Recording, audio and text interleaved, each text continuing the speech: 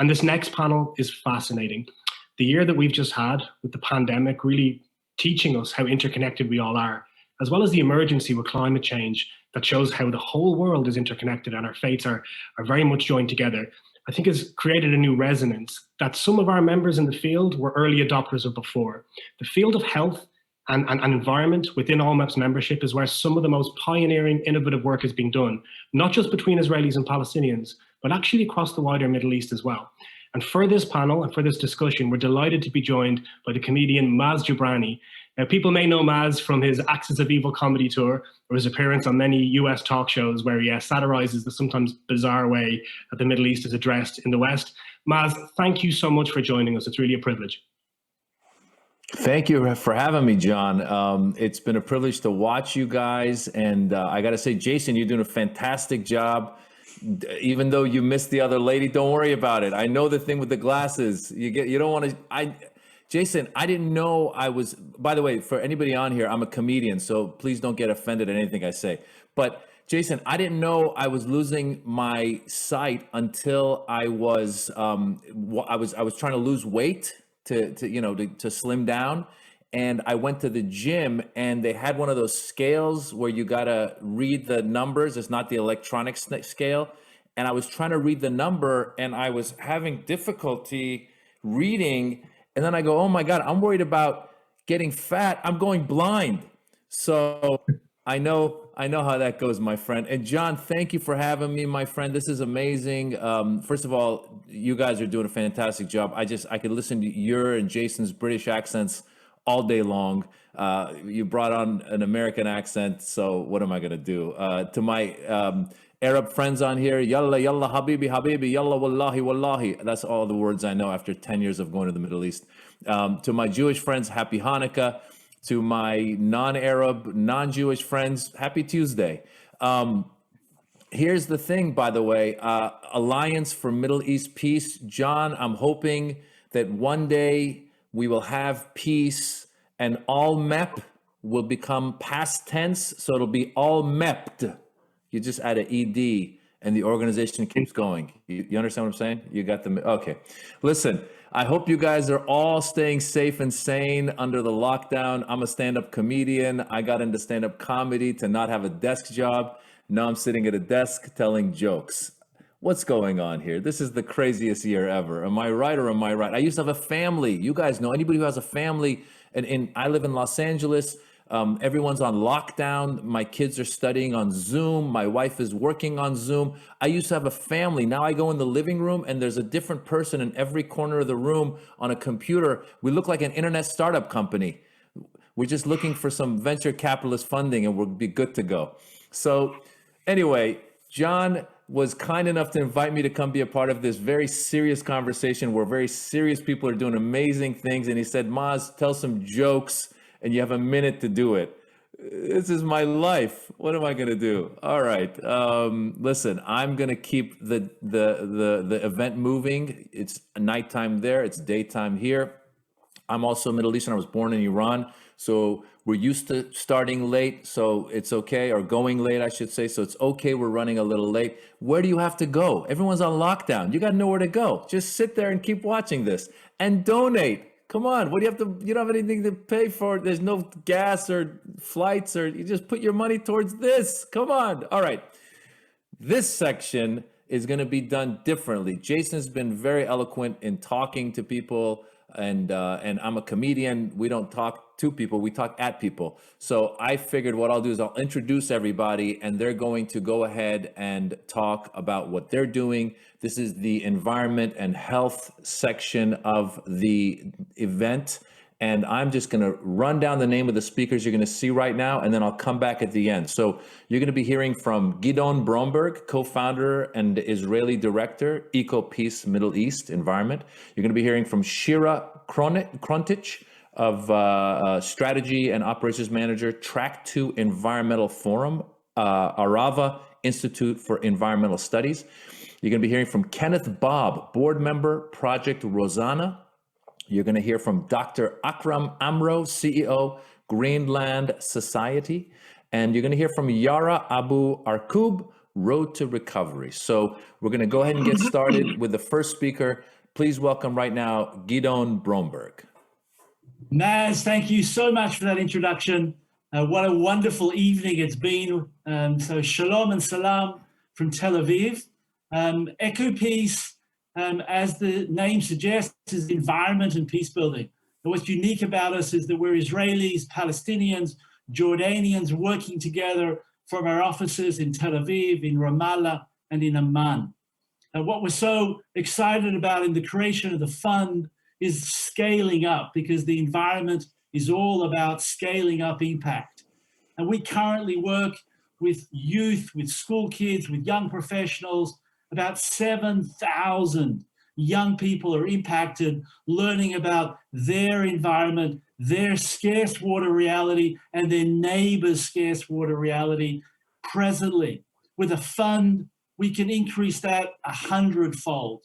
With the creation of the fund, the policy work that we undertake currently focuses on bringing more water into every Palestinian home, into every Jordanian home, in trying to clean up the sewage and the pollution that crosses and pollutes our scarce water resources. So with the creation of the fund, we can see more water flowing into every home in the region. And we can see the potential of cleaning up the pollution that's currently poisoning our shared environment.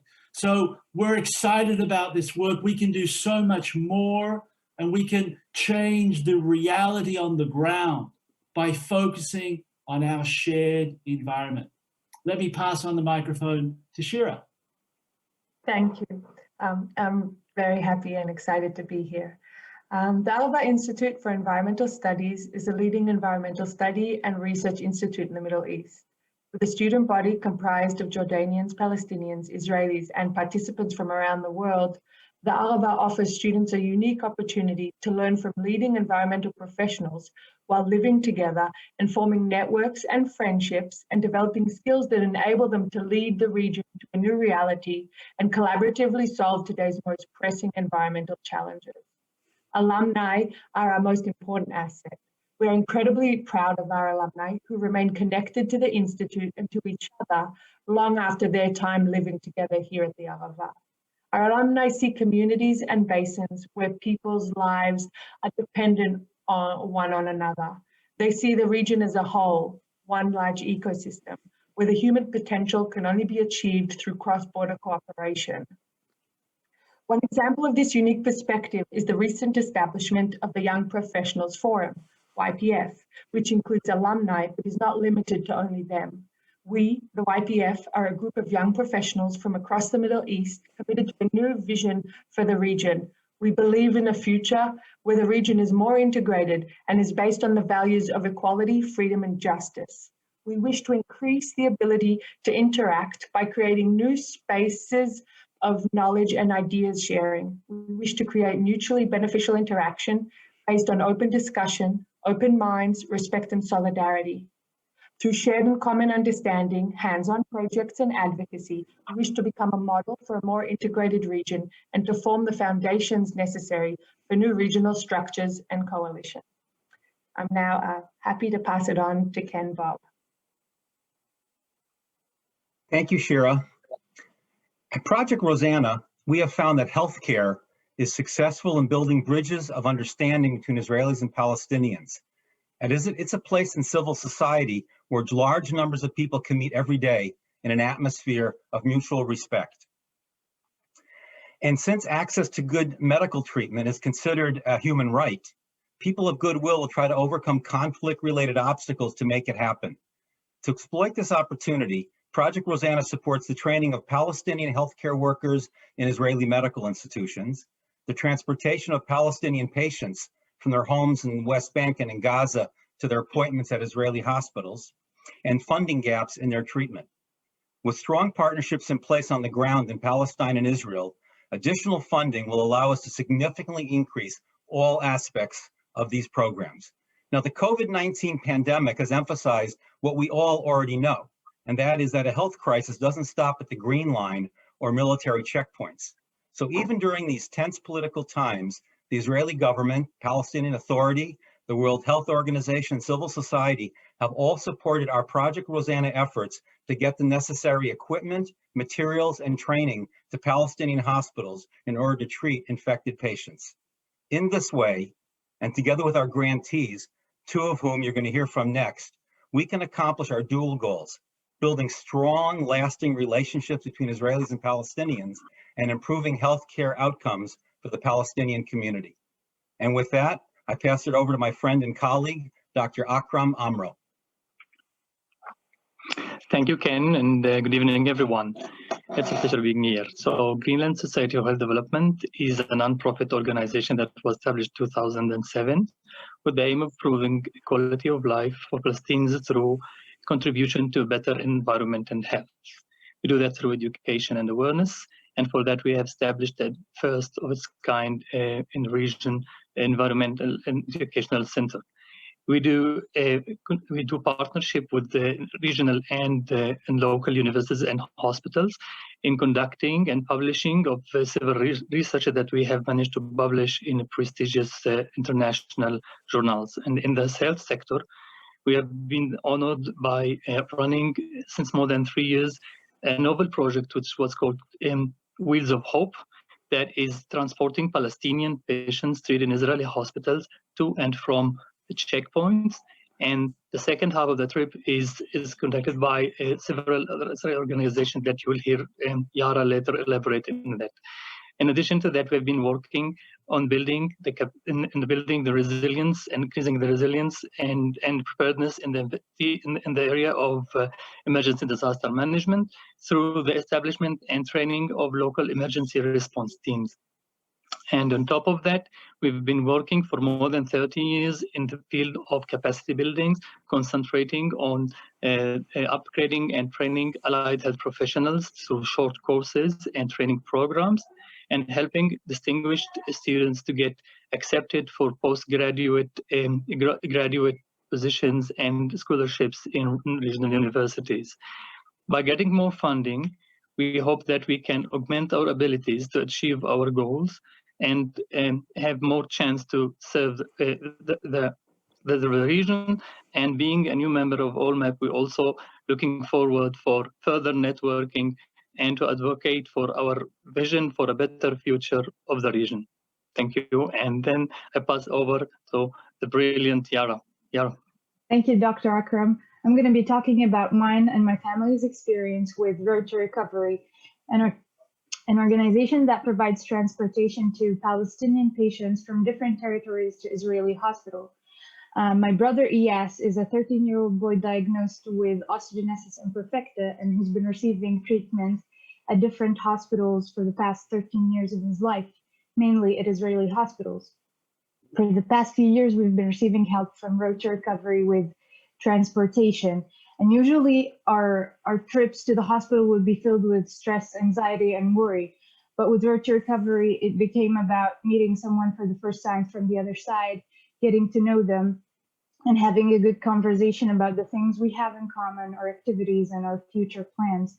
So the trip would end up with a new friend and a new plan to go back home with the same person.